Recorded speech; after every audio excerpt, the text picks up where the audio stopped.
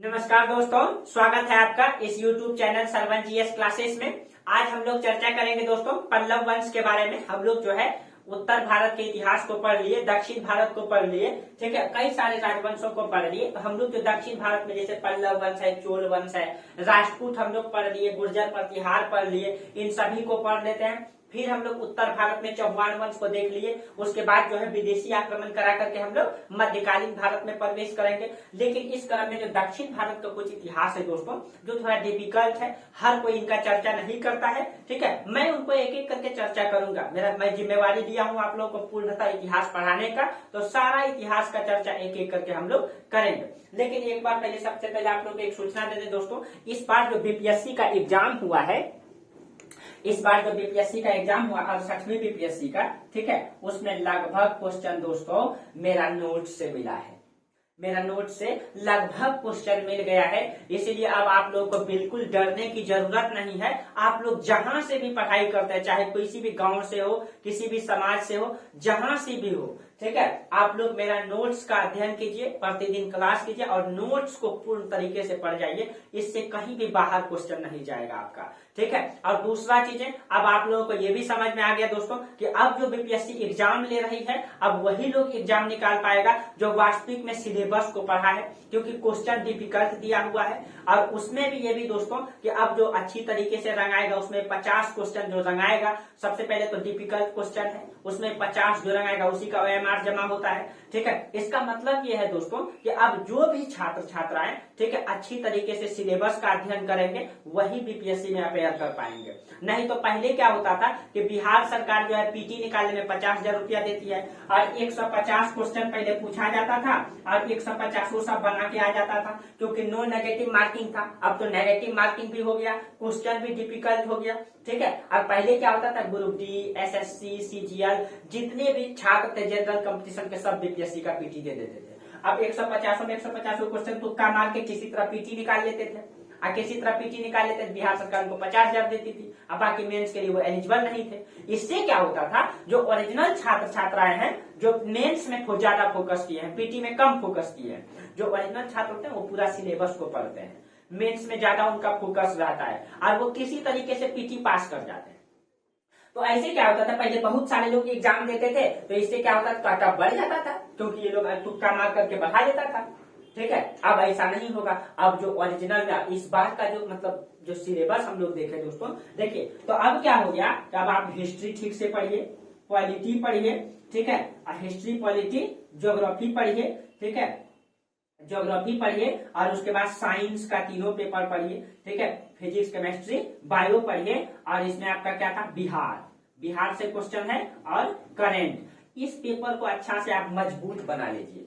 History का पूरा syllabus को पढ़ जाइए, आप जहां भी हैं, ठीक है। मैं आप लोगों को पूरा क्लास फ्री में दूंगा, ठीक है। मैं जिन चीजों से वंचित रहा हूं दोस्तों, आप लोगों को वंचित रहना नहीं पड़ेगा, ठीक है। क्योंकि गांव समाज में लोग जो है जानकारी के अभाव के कारण सिर्फ और सिर्फ जो है ध्यान नहीं दे पाते कि क्या होना चाहिए, क्या सच होना चाहिए, क्या गलत होना चाहिए। आज भी बहुत सारे लोगों का फोन भी आता है मेरे पास, मिलने भी आता है, सिर्फ इसीलिए कि जानकारी का अभाव है कि कब हमको क्या करना है।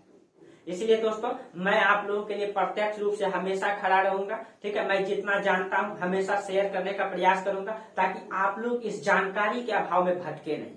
आप जहां से भी अध्ययन करते हैं, ठीक है, मैं जानता हूं उस गांव के क्षेत्रों से, क्योंकि मैं भी उसी गांव से हूं, ठीक है, जहां पे सुविधाएं आज भी नहीं है। हालांकि देश दुनिया कहीं और जा रही है दोस्तों, टेक्नोलॉजी कहीं और बढ़ रही है, लेकिन गांव के लोग आज भी जानकारी के अभाव के कारण सिर्फ और सिर्फ तैयारी और अध्ययन नहीं कर पाते, कब क्या करना चाहिए ये नहीं कर पाते हैं, ठीक है। सिर्फ देखने के लिए चकाचौंध है दोस्तों, लेकिन गांव आज वही ही है, ठीक है। और मैं आप लोगों को दोस्तों पूरा सिलेबस पढ़ाऊंगा।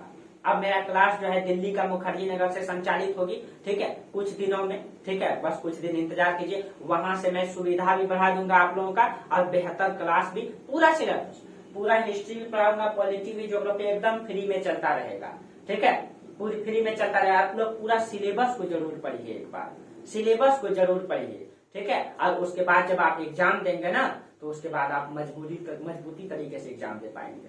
आप सोचिए कि मैट्रिक का एग्जाम कैसे देते थे, जैसे मैथ का किताब होता था, पूरा मैथ का चैप्टर बाई चैप्टर रट के खा जाते थे, पी जाते थे। कोई चैप्टर से भी मैथ पूछ देगा तो बन जाएगा, न साइंस है, सब चीजों को। उसी तरीके से तो बीपीएससी है। हम भी पूरा हिस्ट्री का सिलेबस पढ़ लेंगे, पॉलिटी पढ़ लेंगे, इकोनॉमिक्स सारी चीजें पढ़ लेंगे, उसके बाद क्वेश्चन कहीं से आए, पैटर्न कुछ भी रहे, हमको उससे क्या लेना देना। हम तो मजबूती तरीके से खड़े हैं। लेकिन यहाँ लोग क्या करते हैं, किसी तरीके से रट्टा मार के एग्जाम देना स्टार्ट कर देते हैं। ये गलत तरीका है। और अब तो नेगेटिव मार्किंग भी हो गया है, एक तरीके से अच्छा भी हुआ है, बहुत बेहतर हुआ है। ठीक है, अब जो है इसमें बहुत ज्यादा धांधली भी नहीं होगा। बहुत लोगों को बुरा भी लग रहा होगा, लेकिन सच यही है दोस्तों कि जो अच्छे छात्र हैं, जो सिलेबस में ध्यान देते हैं, उनके लिए बहुत अच्छा हो गया। अब भीड़ भी कम हो गया। पहले जनरल कंपटीशन वाले भर देते थे, अब देखिए भीड़ कम हो गया। पहले 7 लाख 7.5 लाख भर देते थे, इस बार 4.5 लाख एग्जाम दिया। उसमें भी जगह तो कई जगह पर मैंने देखा खुद कि सेंटर खाली है, कई जगह सेंटर खाली है। ठीक है, तो इसका मतलब है कि जब जो ऑथेंटिक, जो ओरिजिनल छात्र हैं, जो कि पूरा सिलेबस पढ़े हैं, अब उनके लिए बहुत अच्छा हो गया। क्योंकि वो ना तो पहले नेगेटिव करते थे, ना अब करेंगे, क्योंकि वो पढ़े हैं तो उनसे क्वेश्चन बनेगा और कटअप भी बहुत ज्यादा अब नहीं जाएगा। ठीक है, इसीलिए आप लोगों से यही रिक्वेस्ट है मेरा, आप लोग सिलेबस में आ जाइए, एक बार सिलेबस पढ़ लीजिए, भटकिए मत। ठीक है, 1 से 1.5 साल या 2 साल देकर के आप सिलेबस को पढ़ जाएंगे, जिंदगी भर उसका नोट्स बना लीजिए, जब तक एग्जाम देते रहिए देते रहिए। ठीक है, इसीलिए कहते हैं ना, स्मार्ट वर्क कीजिए, हार्ड वर्क नहीं कीजिए दोस्तों। ठीक है, इसीलिए आप लोग सिलेबस में आ जाइए और ठीक तरीके से लग जाइए। और मैं आप लोगों को हमेशा जानकारी देते रहूंगा, जहां से भी हैं आप। ठीक है, आप मेरा नंबर में कॉल भी कर सकते हैं, किसी भी प्रकार की जानकारी हो पढ़ाई से संबंधित, चाहे आपको पीजी भी करना हो या किसी भी सब्जेक्ट में पीएचडी भी करना हो, तो आप जानकारी ले सकते हैं। आप कॉल कर सकते हैं, आप मैसेज कर सकते हैं, आप कमेंट कर सकते हैं, ताकि मैं आप लोगों को जानकारी के अभाव में वंचित है दोस्तों आज भी समाज।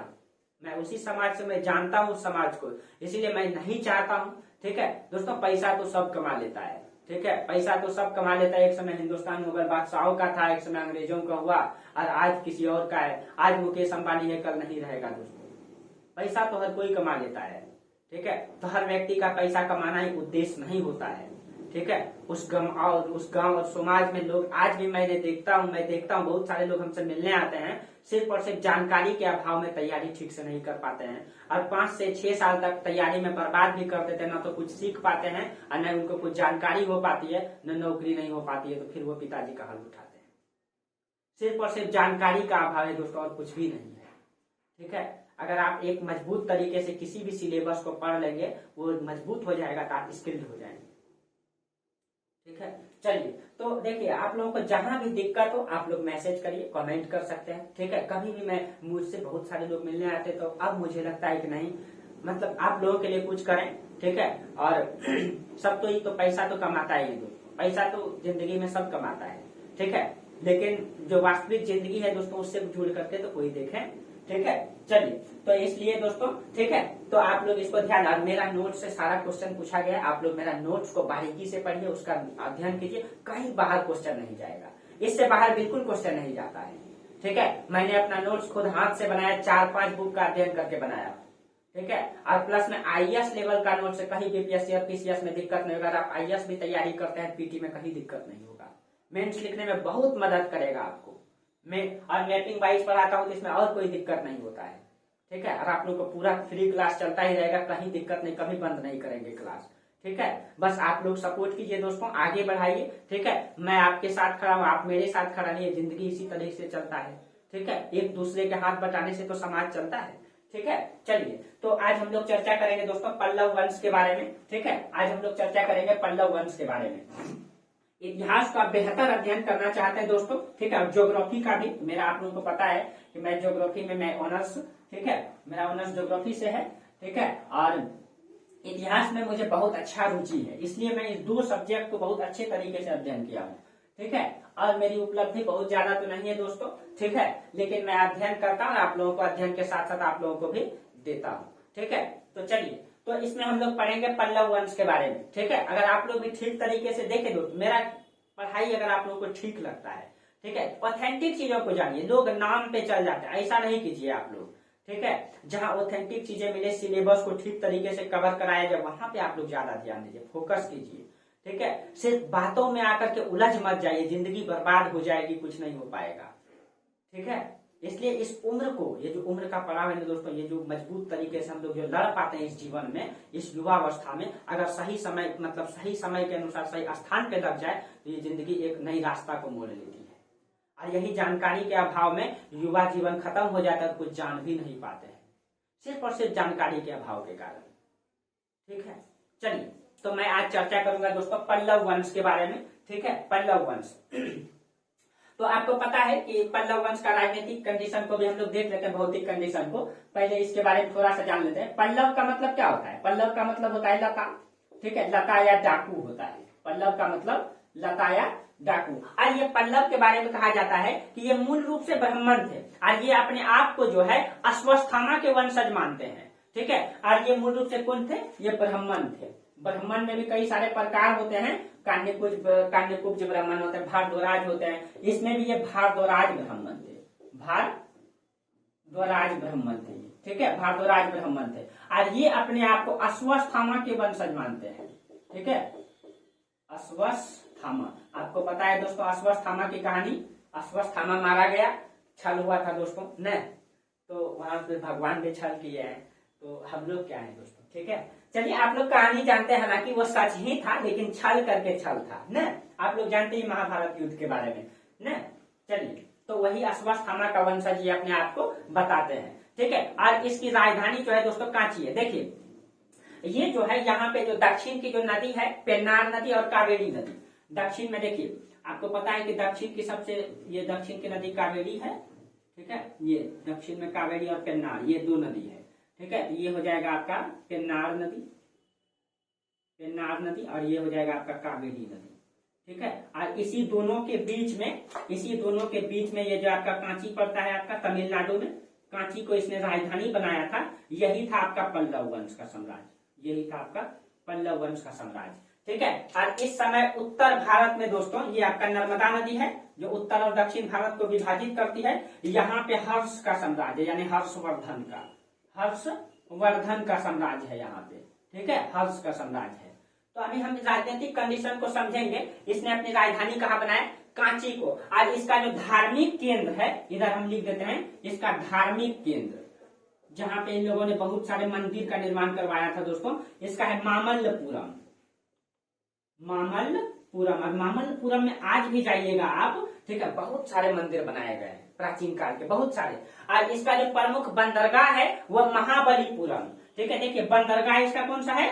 प्रमुख बंदरगाह जिससे लोग व्यापार करते थे, तो महाबलीपुरम बंदरगाह, महाबलीपुरम ये इनका प्रमुख बंदरगाह है।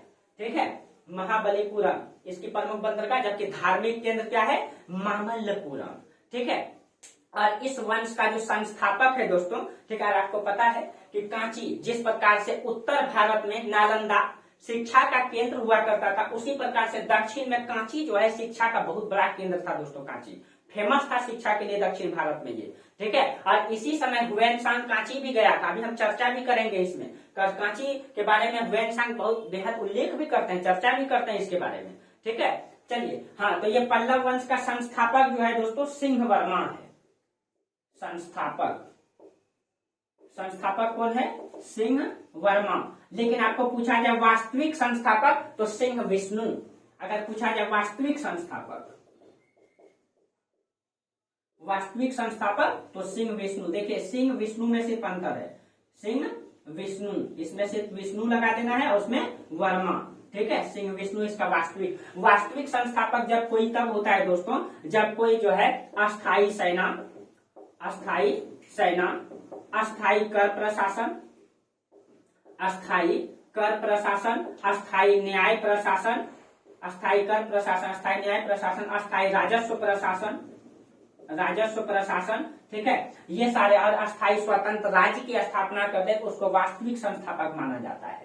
ठीक है, संस्थापक स्वतंत्र हो जाना ही संस्थापक है, लेकिन जो अस्थाई कर प्रशासन, न्याय प्रशासन, राजस्व प्रशासन, इन सब चीजों को अस्थायित्व प्रदान कर दे उसको वास्तविक संस्थापक माना जाता है। ठीक है, और इस वंश में बहुत सारे इंपोर्टेंट राजा का नाम भी मिलता है, जैसे महेंद्र वर्मन फर्स्ट, नरसिंह वर्मन द्वितीय। ये इस वंश का जो है बहुत बड़े बड़े राजा के रूप में जाने जाते हैं, जिनकी बहुत ज्यादा उपलब्धि माना जाता है। ठीक है। और इस वंश के बारे में, और इसके दक्षिण में दोस्तों देखिए, ये तो कावेरी नदी, और ये जो दक्षिण का इलाका है, यहाँ पे इस समय चूल वंश हुआ करता था, जो आपको अगली क्लास में पढ़ाएंगे। ठीक है। और यहाँ पे पांड्य राज भी हुआ करता था, इधर मतलब चेर राज हुआ करता था। इधर चेर है दोस्तों, ठीक है। जो केरल का हिस्सा ये चेर है, और दक्षिण में जो तमिल का प्रदेश है ये पांड्य है, और इसके ऊपर में चूल साम्राज्य है, चेर चूल पांड्य। अगली क्लास में इन तीनों के बारे में, संगम वंश के बारे में हम चर्चा करेंगे। ठीक है। एक एक करके हम सब इतिहास को खोल के रख देंगे।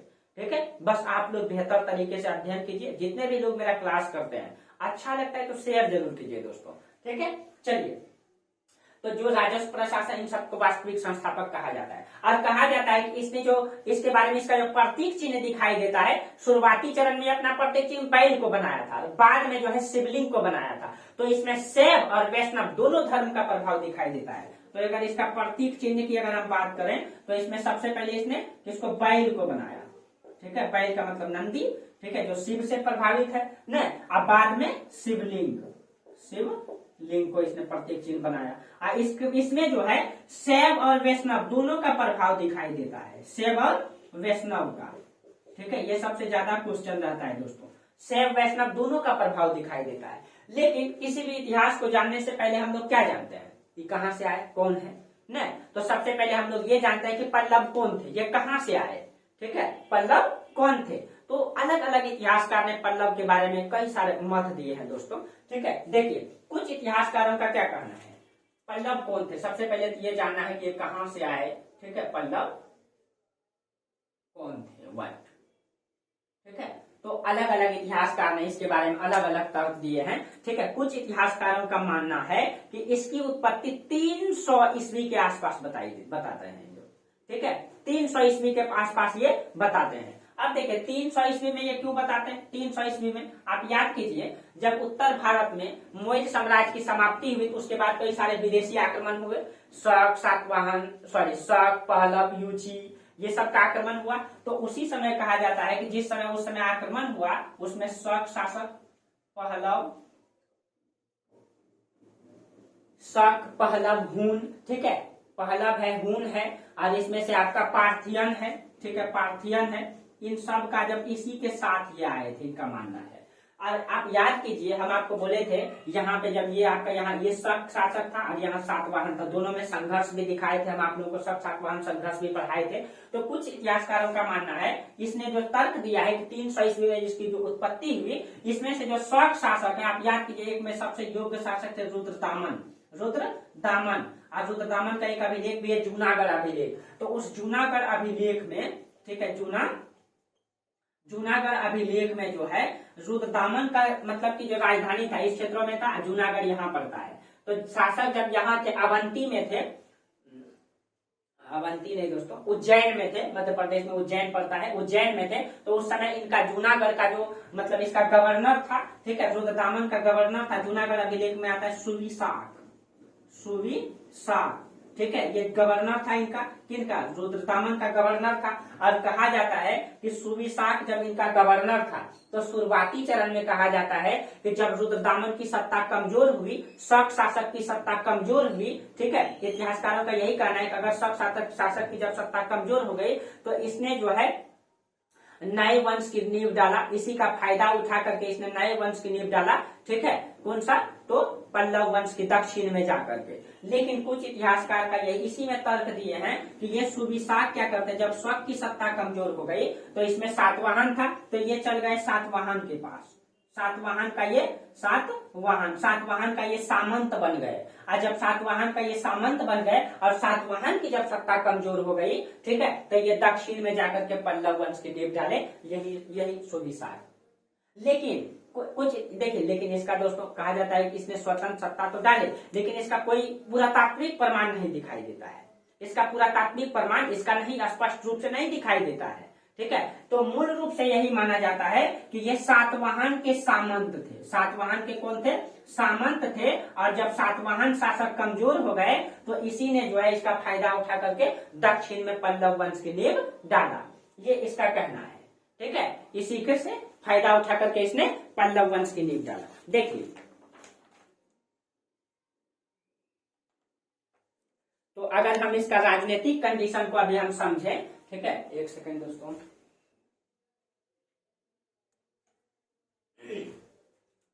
थोड़ा कैमरा संचालन में दिक्कत होता है, हमको देखना पड़ता है। चलिए, बाकी आप लोग को इतिहास समझ में आ रहा होगा दोस्तों, ठीक है, कहीं दिक्कत नहीं होगा। जहां भी दिक्कत हो आप लोग कमेंट कर सकते हैं, ठीक है।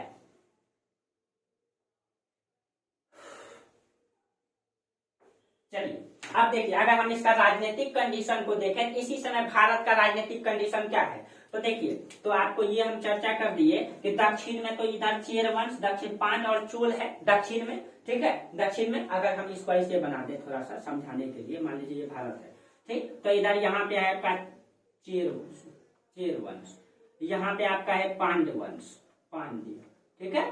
अब पांड के ऊपर में ये वाला इलाका है आपका, मतलब कि चोल वंश, चोल, ठीक है। आप इसके ऊपर में यहाँ पे है आपका पल्लव है, ठीक है। जो यहाँ हम समझा नहीं सकते थे, ठीक है। अब चलिए, ये समझ गया, ठीक है। आप लोग इसको बना लीजिएगा। और ये जो आपका नर्मदा नदी का जो दक्षिण का इलाका है, यहाँ बादामी का चालुक्य है, वही शासक पुलकेशिन द्वितीय जो बहुत ही योग्य था, जिसने हर्षवर्धन को पराजित किया था नर्मदा नदी के किनारे, ठीक है। तो यहाँ पे बादामी का चालुक्य है यहाँ पे, ठीक है। बादामी का चालुक्य, और इन दोनों में सब इसका वर्तमान शासक है पुलकेशिन द्वितीय, इसका शासक है पुलकेशिन द्वितीय, इसका शासक है पुलकेशिन द्वितीय, ठीक है। आज ये जो है यहाँ पे देखिए, आपको पता है कि बीच में ये देखिए, ये आपका कृष्णा नदी है, कृष्णा नदी, ठीक है। और ये है आपका कृष्णा की सहायिका है तुंगभद्रा, ये दोनों नदियों का बीच का क्षेत्र है, द्वार है, ये कहा जाता है रायचूर का द्वार, ये कहलाता है रायचूर का द्वार, ठीक है। ये रायचूर का द्वार है कर्नाटक में। रायचूर का द्वार जो है आर्थिक दृष्टि से बहुत ही महत्वपूर्ण है, क्योंकि ये उपजाऊ क्षेत्र है, दो नदियों का बीच का क्षेत्र है, उपजाऊ क्षेत्र है, ठीक है। और इसीलिए ये उपजाऊ क्षेत्र जो इन दोनों का बीच का सीमा था, इसके लिए पुलकेशिन द्वितीय और पल्लव शासक के बीच में लंबा संघर्ष दिखाई देता है। उस समय जो है पुलकेशिन द्वितीय यहाँ का शासक है, ठीक है। तो उस समय नरसिंह वर्मन जो है द्वितीय जो है पल्लव वंश का शासक है। दोनों में लंबा संघर्ष दिखाई देता है, ठीक है, लंबा संघर्ष दिखाई देता है इस दोआब के लिए, ठीक है। आप उत्तर में उस समय हर्षवर्धन का साम्राज्य था, जो पूरे उत्तर भारत पे कब्जा करके रखा था, जो हम लोग पिछले क्लास में चर्चा भी कर लिए हैं, ठीक है, चर्चा भी कर लिए हैं, ठीक है। तो कहा जाता है ये जो कांची है, कांची इसका राजधानी है, कांची में पहले जो है नागवंश की सत्ता था, ठीक है। पहले कहा जाता है यहाँ कौन वंश था, नागवंश, ठीक है। तो नागवंश को पराजित कर दिया, वहां का एक लड़ाकू प्रवृत्ति का जनजाति था कालाभ्र ने, इसको पराजित किसने किया, कालाभ्र ने। और यही कालाभ्र से सत्ता को छीना किसने, पल्लवों ने। इसी कालाभ्र से सत्ता को छीना पल्लवों ने और पल्लव वंश की नींव डाला, ठीक है, पल्लव वंश की नींव डाला, ठीक है। इसको समझते रहिए आप लोग, राजनीतिक कंडीशन को समझना बहुत जरूरी होता है। मैप में आप लोग इसको जरूर दर्शाते रहिएगा, लिखने में आप लोगों को बहुत आसानी होगा, ठीक है। और इसमें देखिए कुछ राजा का कालक्रम जो दिखाई देता है हम लोगों को, इसमें से जैसे सिंह वर्मा, ठीक है, जो पुराने राजा का कालक्रम दिखाई देता है, जैसे सिंह वर्मा 350 ईस्वी माना जाता है इसका शासनकाल, ठीक है, सिंह वर्मा,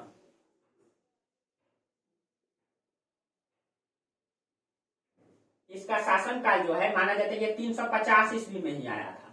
यानी कि उस समय उत्तर भारत में गुप्त वंश की सत्ता है, गुप्त वंश की सत्ता है। आज इसी श्रेणी में कई सारे राजा का नाम आता है, जैसे सिंह वर्मा के बाद विष्णुगुप्त, ठीक है, ये यहाँ पे है आपका विष्णुगुप्त, इसी में विष्णुगुप्त। ये उस समय उत्तर भारत में समुद्रगुप्त का शासन था, समुद्रगुप्त का शासन था। आपको पता है कि समुद्रगुप्त ने उत्तर और दक्षिण भारत सबको जीता, दक्षिण भारत को जीतने के लिए इसने ग्रहण मोक्षानुग्रह की नीति अपनाया था, यानी कि राज्य को लूट करके छोड़ दिया था, ग्रहण मोक्ष दे दिया था, ठीक है। और इसके बाद विष्णुगुप्त के बाद दो राजा और आते हैं, ठीक है। और उसके बाद शासक आते हैं सिंह विष्णु, ठीक है। इसके बाद दो राजा और आते हैं, उसके बाद शासक आते हैं सिंह विष्णु। ये सिंह विष्णु का जो शासन काल माना जाता है, ये 600 ईस्वी के आसपास माना जाता है, यानी कि 575 से लेकर के 575 से 600 ईस्वी के बीच इसका शासन काल, ठीक है। यही वास्तविक संस्थापक है, ठीक है। सिंह वर्मा जो है ये सामंत था, ये सामंत था। वास्तविक संस्थापक सिंह विष्णु है। इसका शासनकाल 575 से 600 ईस्वी माना जाता है। ठीक है, 600 ईस्वी माना जाता है। और इसने सिंह वर्मा जो है 350 ईस्वी के आसपास कालाभ्रम से अपनी सत्ता को छीना था, कालाभ्रम से अपनी सत्ता को छीना था।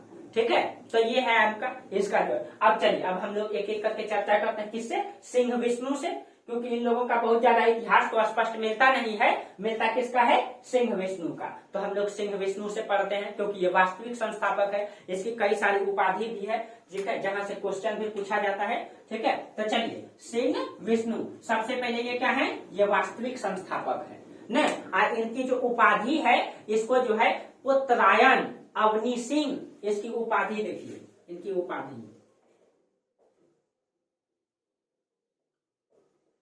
उत्तरायण, इसको अवनी सिंह भी कहा गया है, अवनी सिंह। और अवनी सिंह का मतलब होता है पृथ्वी पर सिंह, पृथ्वी पर सिंह।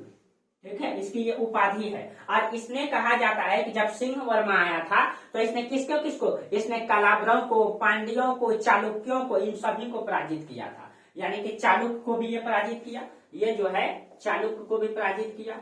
दक्षिण में इसने पांड्य को भी पराजित किया। ठीक है, और इसने कालाभ्रम, जिससे सत्ता को इसने छीना। ठीक है, तो देखिए, पहले यहाँ कालाभ्रम था, इसको भी पराजित किया। दक्षिण में पांड्य शासक को पराजित किया। उत्तर में पुलकेशिन द्वितीय का जो साम्राज्य है चालुक्य वंश, उसको भी पराजित किया। तो कहीं कहीं इसने इन सभी राजाओं को पराजित करके वास्तविक सत्ता की नींव इसने डाला। किसने? सिंह विष्णु ने। ठीक है, सिंह में। और इसी के समय कहा जाता है कि इस समय का, हाँ, लेकिन दोस्तों चालुक्य वंश में इस समय राजा कौन है, पांड्य वंश में राजा कौन है, कालाभ्रम का राजा कौन है, इसका स्पष्ट प्रमाण नहीं मिलता है। ठीक है, इसका जो है स्पष्ट प्रमाण नहीं मिल पाता है। इस समय इसको पराजित तो किया, लेकिन इसका राजा कौन है, इसका स्पष्ट प्रमाण नहीं है। लेकिन इसके दरबार में एक महान कवि रहा करते थे, भारवी। ठीक है, देखिए,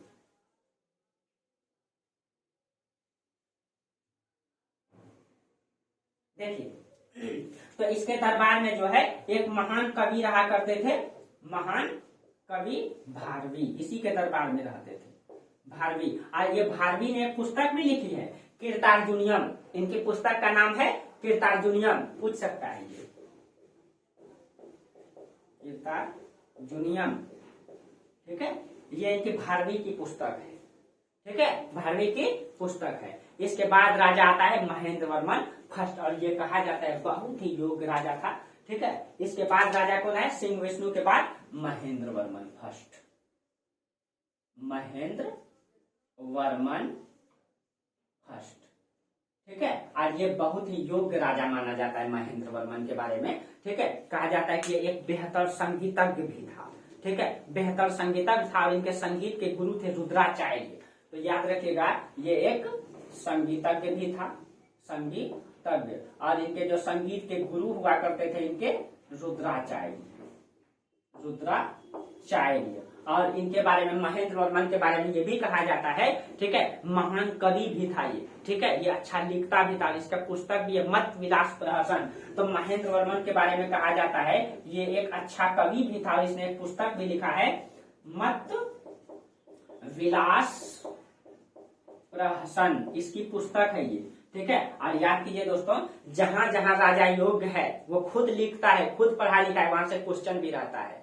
ठीक है, तो इन सब। और मत विलास प्रहसन में कहीं न कहीं इसने अपनी योग्यता को प्रदर्शित करने का भी काम किया दोस्तों। ठीक है, प्रदर्शित मतलब इसने खुद इस पुस्तक में न्याय विभाग का, प्रशासन में जो व्याप्त भ्रष्टाचार है उसका खुद आलोचना करता है। यानी ये खुद राजा है और खुद अपनी पुस्तक में भ्रष्टाचार के बारे में उल्लेख करता है। इसका मतलब राजा योग्य है, राजा ईमानदार है, और अपने राज्य के प्रति, अपने जनता के प्रति, समाज के प्रति कहीं न कहीं वो उदारता दिखाते हैं और समाज की भलाई में काम करते हैं। क्योंकि खुद पुस्तक लिखते हैं, खुद राजा है और अपने प्रशासन का खुद भ्रष्टाचार करते हैं, भ्रष्टाचार के बारे में लिखते हैं। इसका मतलब राजा समाज की भलाई चाहते हैं, भ्रष्टाचार को दिखाना चाहते हैं, उजागर करना चाहते हैं, ताकि वो खत्म हो जाए। इसका मतलब राजा योग्य है और अपने समाज की भलाई के लिए काम करना चाहता है।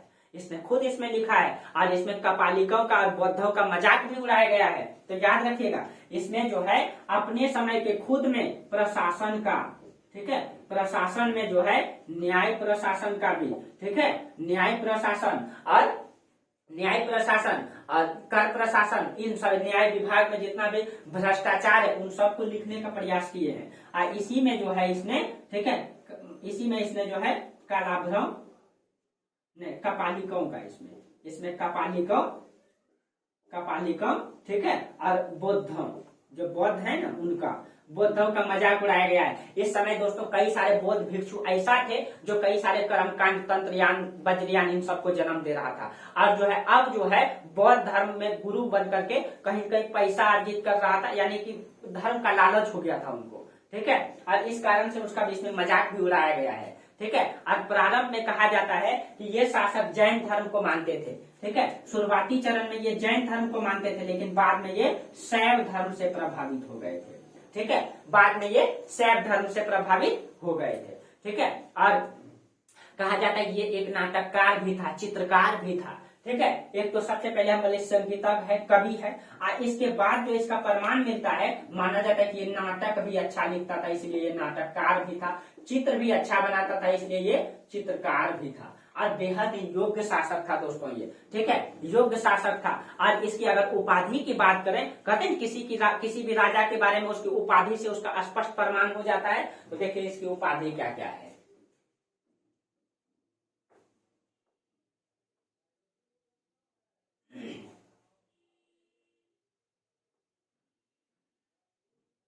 देखिए इनकी उपाधि, ठीक है, उपाधि, और इनकी उपाधि से ही इनका स्पष्ट प्रमाण हो जाएगा आपको, ठीक है। इनकी उपाधि है महेंद्र, ठीक है, महेंद्र विक्रम, विचित्र चित्र, ठीक है। इनका उपाधि है महेंद्र विक्रम, महेंद्र विक्रम, विचित्र चित्र, विचित्र चित्र, मत विलास, मत विलास, मत विलास, ठीक है। और इसको मत विलास, ठीक है, शत्रुमल चित्रकारी, शत्रुमल, शत्रुमल, इसको चित्रकारी भी कहा गया है, चित्रकारी। अब देखिए दोस्तों, चित्रकारी उसे कहा जाता है जो मंदिर निर्माण में फेमस हो, जो मंदिर निर्माण में फेमस हो उसी को चित्रकारी कहा जाता है। और देखिए यहाँ पे इनको मंदिर निर्माण में कहीं कहीं फेमस रहा होगा। और कहा जाता है कि इसी के समय में, ठीक है, इसी के समय में मंदिर निर्माण शैली का प्रारंभ भी हुआ था। इसी के समय मंदिर निर्माण शैली का प्रारंभ हुआ। और ये जो आपका मामल्लपुरम है, यहाँ पे कई सारे मंदिर इस काल के दिखाई देते हैं, पल्लव काल के, और बड़े बड़े भव्य मंदिर का निर्माण किया गया है इस समय, ठीक है। इसीलिए इसको चित्रकारी कहा गया, क्योंकि इसने मंदिर निर्माण शैली को जन्म दिया था, ठीक है। और मंदिर निर्माण इसे कहा जाता है, इसको माहेश्वर भी कहा गया है, ठीक है। इसकी एक और उपाधि है माहेश्वर, माहेश्वर, ठीक है। और इनका एक अभिलेख है दोस्तों, इनका एक अभिलेख है, ठीक है, पट्टुकोट्टई अभिलेख, पट्टुकोट्टई अभिलेख, ठीक है। इस अभिलेख में, ठीक है, इस अभिलेख में इसके बारे में एक और जानकारी क्या मिलती है, ठीक है।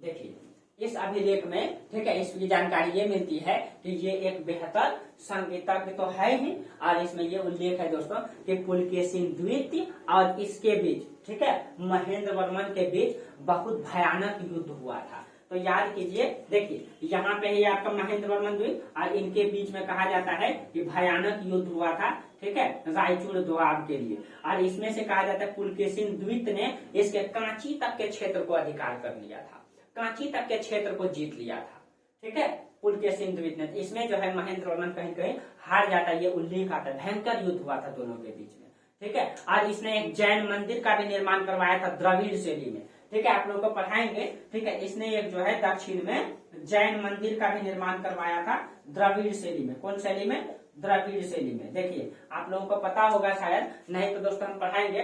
दक्षिण भारत में जो मंदिर बनाई जाती है, जो ऊंचे ऊंचे मंडप होते हैं, मंडप का मतलब जो आप लोग समझते हैं, जैसे ये मंदिर हो गया, मंदिर में ऐसे करके जो ऊंचाई दिया है इसको मंडप कहा जाता है, ठीक है। आप लोगों को आर्ट एंड कल्चर में पढ़ाएंगे, ठीक है। तो ये मंडप ऊंचे ऊंचे बनाए जाते हैं।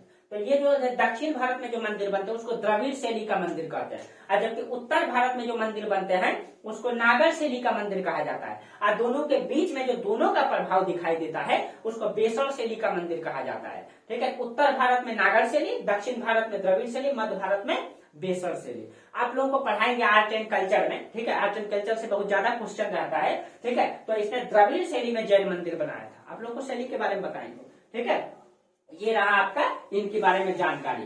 ठीक है, महेंद्र वर्मन के बाद शासक बनते हैं नरसिंह वर्मन फर्स्ट।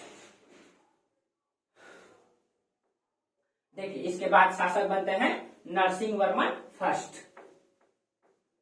आप लोग इन सभी डाटा को कलेक्ट कर लीजिए, बहुत आसानी से नहीं मिलेगा दोस्तों ये सब डाटा। ठीक है, प्राचीन काल का इसमें जो दक्षिण का इतिहास है ना बड़ा डिफिकल्ट है। ठीक है, चलिए अब जो है आपका महेंद्र वर्मन के बाद नरसिंह वर्मन फर्स्ट।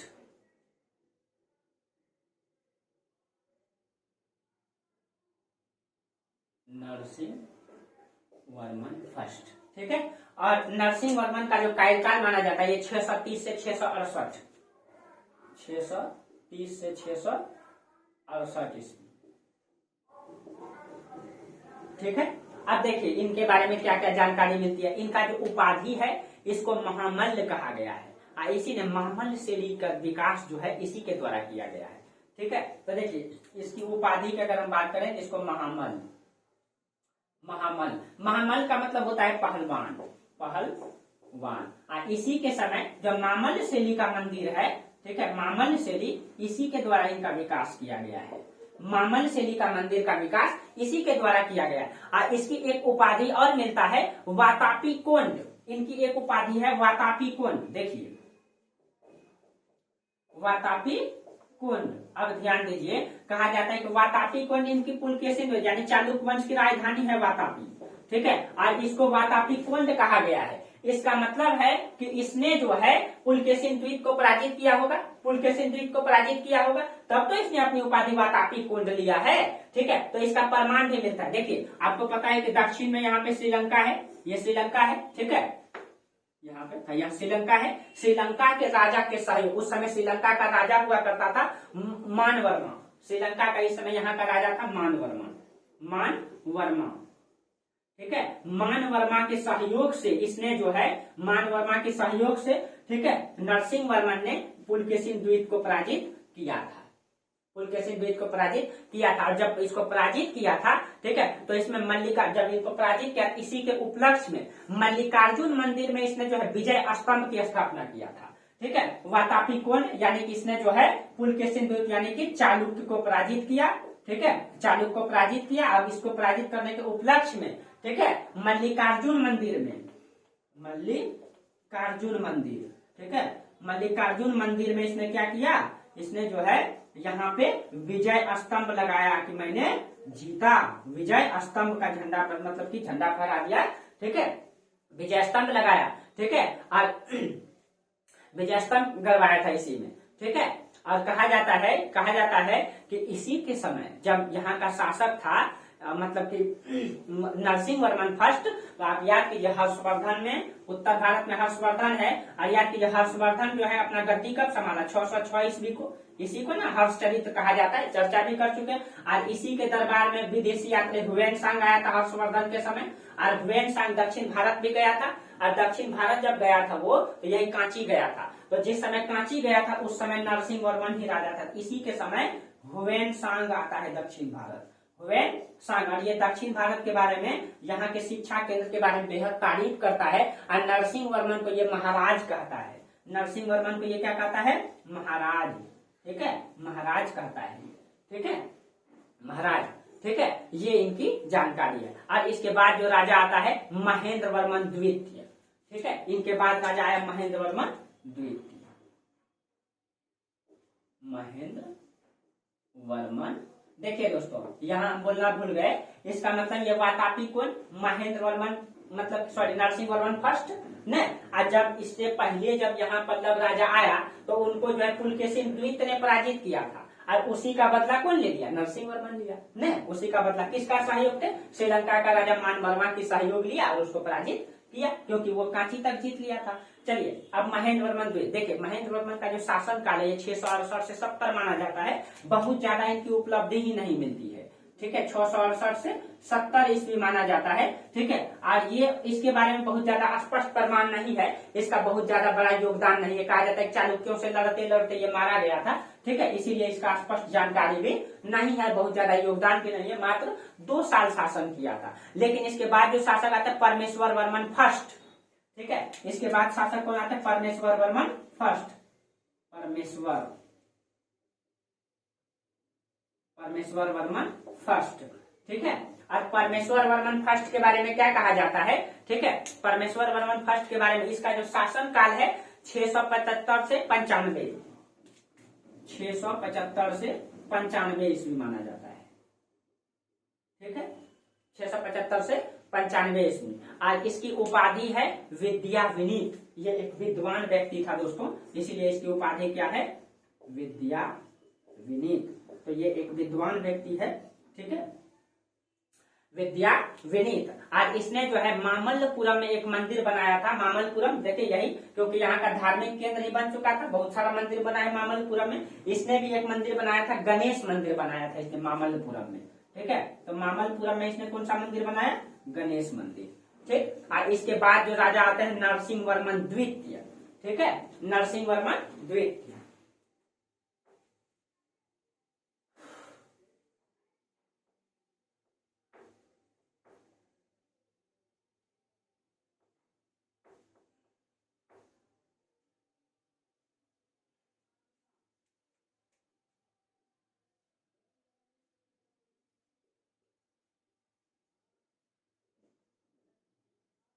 नरसिंह वर्मन द्वितीय, ठीक। देखिए नरसिंह वर्मन द्वितीय का शासन काल जो है 697 से 722 ईस्वी माना जाता है, ठीक है। 697 से 722 ईस्वी, ठीक, 697 से 722, ठीक है। अब देखिए इस मतलब इस वंश का जो है सबसे सर्वश्रेष्ठ शासक इसी को माना गया है, ठीक है। सबसे सर्वश्रेष्ठ सबसे महान शासक इसी को माना जाता है। इसके समय में पल्लव का संघर्ष कहा जाता है पूरी तरह खत्म हो गया था, पूरी तरह खत्म हो गया था। और इसकी अगर उपाधि के बारे में बात करें, इसको सर्वश्रेष्ठ शासक माना गया है, इसको शंकर भक्त कहा गया है, इसको जो है आगम प्रिय कहा गया है, ठीक है। तो इनकी उपाधि में देखेंगे तो इसको शंकर भक्त, आगम प्रिय, ये इनकी उपाधि है, आगम प्रिय, ठीक है। कामदेव की तरह सौंदर्य वाला इसको कहा गया है, ठीक है, कामदेव की तरह सौंदर्य वाला, ठीक है, कामदेव की तरह सौंदर्य वाला। इसको परम भागवत भी कहा गया है, याद रखिएगा आप लोग, परम भागवत, ठीक है, इसको परम भागवत भी कहा गया। और इसके समय में कहा जाता है कि ये एक योग्य शासक था, बेहद ही योग्य था।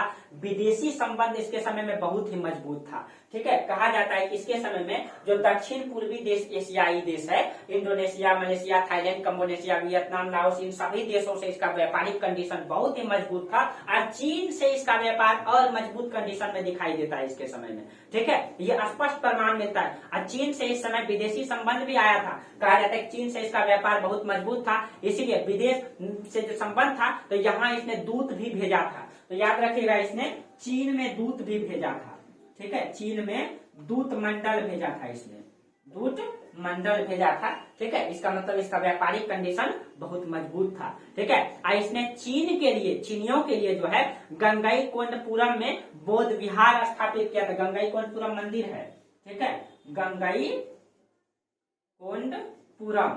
स्थान है ये, ठीक है, वहां मंदिर भी है। गंगईकोंडपुरम में इसने बौद्धों के लिए, ठीक है, बौद्ध विहार बनाया था, ठीक है, बौद्ध विहार बनाया था। ये कहाँ के बौद्धों के लिए? ये चीन के बौद्धों के लिए, ठीक है। चीन से व्यापारिक कंडीशन भी इसका मजबूत था। और आपको पता है कि चीन में बौद्ध धर्म आज भी दुनिया में सबसे ज्यादा बौद्ध लोग वहीं रहते, चीन में रहते हैं, ठीक है, चीन में ही रहते हैं, ठीक है। तिब्बत उनका मुख्य केंद्र पहले हुआ करता था, जहां दलाई लामा रहते थे, ठीक है। आज भी चीन में जो है बहुत सारे जो है कि अधिकतर लोग बौद्ध धर्म, दुनिया में सबसे ज्यादा बौद्ध धर्म चीन में ही रहते हैं, ठीक है। आप लोग को धार्मिक इतिहास में भी चर्चा किए थे, ठीक है, जब इस्लाम धर्म पर बता रहे थे आप लोगों को, ठीक है।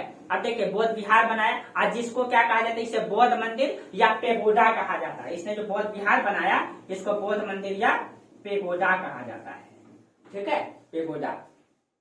और ये अपने आप को कहा जाता है कि शिव का अवतार मानते थे, ये इतना योग्य थे कि इसको शंकर भक्त कहा गया है। और ये अपने आप को शिव का अवतार मानते थे, ठीक है, क्योंकि जनता के लिए काम करते थे, ठीक है। उस समय जब राजा बेहतर होता था दोस्तों, तो उसकी तुलना जो है कहीं कहीं कुछ चीजें इतिहास में बढ़ा चढ़ा करके भी दिया गया है, क्योंकि दरबारी लेखन कला हुआ करता था, ठीक है। राजा के बारे में दरबार में बैठ करके कभी लिखते थे, कभी बढ़ा चढ़ा करके भी लिखा गया है, इसीलिए, ठीक है। जब राजा बेहद योग्य होता था, जनता की भलाई के लिए ज्यादा काम करता था, तो उसकी तुलना मतलब कि ईश्वर से कर दिया जाता था, ठीक है। ईश्वर की तरह उसको जो है कि वीर बताया जाता था, ठीक है। तो कहीं कहीं कुछ चीजें बढ़ा चढ़ा करके भी दिखाया जाता था, ठीक है। ईश्वर राजा कैसे हो सकता है, ऐसा नहीं हो सकता है, लेकिन फिर भी जनता की भलाई के लिए काम करता है। ईश्वर तो सिर्फ सबके लोग ईश्वर है दोस्तों, बस जो मतलब कि सच ईमानदारी से जीते वो सब ईश्वर के रूप में न, जो भी जनता की भलाई के लिए काम करते, कहीं के ईश्वर ने उसको धरती पर समाज की सेवा के लिए भेजा है, ठीक है।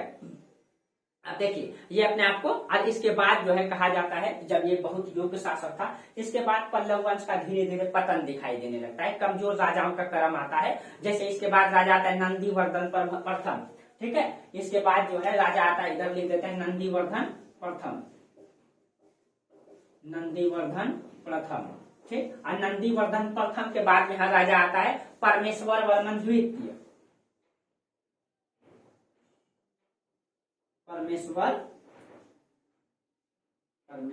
वर्मन द्वितीय, वर्मन द्वितीय, ठीक। और इसके बाद राजा आता है नंदी वर्मन तृतीय, नंदी वर्मन तृतीय, ठीक है। ये राजाओं का क्रम दिखाई देता है। और ये जो नंदी वर्मन तृतीय था दोस्तों, इसका विवाह राष्ट्रकूट वंश की राजकुमारी शंखा से हुआ था। इसका जो है, इसका विवाह जो है राष्ट्रकूट शासक, राष्ट्रकूट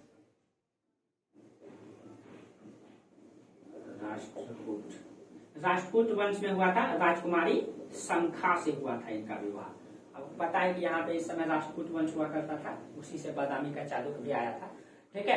राष्ट्रकूट वंश, ठीक है, राजकुमारी शंखा। और इसी के समय पुराम्बियम का युद्ध हुआ था, ठीक है, पांडव वंश से। इसी के समय कौन सा युद्ध हुआ, इसी के समय पुराम्बियम का युद्ध, पुराम्बियम। और ये पुराम्बियम का युद्ध कहा जाता है किससे हुआ था, पांडव वंश से हुआ था। जो दक्षिण में ये आपका पांड्य शासक है, और इसमें कहा जाता है कि पांड्य शासक बुरी तरह पराजित भी हुआ था, बुरी तरह इसमें पांड्य शासक पराजित भी हुआ था, ठीक है। और एक बात यह है दोस्तों, कहा जाता है कि पल्लव वंश की मुद्रा अभी तक इतिहास में नहीं प्राप्त हुआ है। जब किसी भी राजवंश का इतिहास स्पष्ट रूप से जानकारी होना होता है, वहां का सिक्का बहुत ही बेहतर मतलब कि ये होता है जानकारी के स्रोत में, सिक्का और अभिलेख। तो पुरातात्विक स्रोत में इसका सिक्का आज तक इतिहासकारों को नहीं मिला है, और आज भी इतिहासकार इसमें रिसर्च कर रहे हैं, अध्ययन कर रहे हैं, इसकी स्पष्ट जानकारी आज भी नहीं हो पा रहा है, ठीक है, पल्लव वंशों का। इसमें आज भी इतिहास में जो है इसमें चर्चा करने की जरूरत है, इसमें अध्ययन की जरूरत है, ठीक है। तो ये है आपका राष्ट्रकूट वंश का इतिहास, ठीक है। और अगली क्लास में आप लोगों को बताएंगे दक्षिण में जो ये चेर चोल पांड्य हैं, संगम की जो स्थापना की है, संगम के बारे में, फिर तीनों राजवंशों के बारे में, क्योंकि ये तीनों राजवंश प्राचीन काल से दिखाई देते हैं। जबकि उत्तर भारत में मौर्य साम्राज्य हुआ करता था, अशोक के समय भी इसकी चर्चा आती है, तो कल हम इसके बारे में चर्चा भी करेंगे, ठीक है। तो बाकी दोस्तों अगर आप लोगों को मेरा क्लास अगर बेहतर लगता है, अच्छा लगता है, ठीक है, तो आप लोग हमें सपोर्ट कीजिए, मैं आपको सपोर्ट करूंगा, ठीक है। और दुनिया इस तरह चलती है दोस्तों, एक दूसरे से मिलजुल करके। क्या अब आप लोगों को कहीं भी दिक्कत है, कोई भी दिक्कत है, ठीक है, आप लोग कमेंट कर सकते हैं, मैसेज कर सकते हैं, ठीक है। और आप लोगों को डिटेल से इतिहास पढ़ना है, ज्योग्राफी पढ़ना है, इसमें सारा सिलेबस पढ़ाया जाएगा दोस्तों। बीपीएससी के लिए कहीं कमी नहीं रहने देंगे, या पीसीएस के लिए। अगर आप आईएएस की भी तैयारी करना चाहते हैं तो ये पीटी के लिए बहुत ही इंपॉर्टेंट होगा आपके लिए, ठीक है। तो चलिए, तो आज यहीं तक रहने देते हैं हम लोग, ठीक है दोस्तों। तब तक के लिए आप लोगों को बहुत बहुत धन्यवाद, थैंक यू।